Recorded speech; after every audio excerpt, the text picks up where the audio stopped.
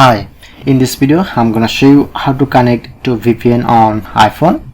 So I'm provide a VPN location. This is totally free and 100% safe. So first open your App Store. Go to search option, search set to VPN. Just search. Then we get this VPN. So this VPN totally free and 100% safe. Just press on to get. At first need to install this VPN.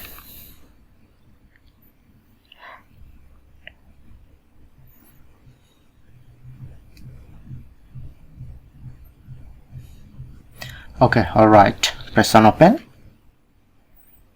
and I'm provide how can easily connect, and I'm provide how can easily set up and connect any location. Press on.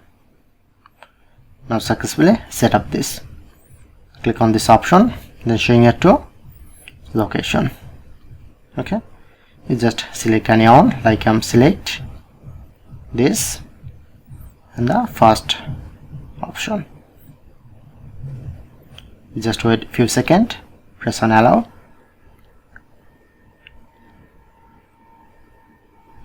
and now successfully connect this VPN.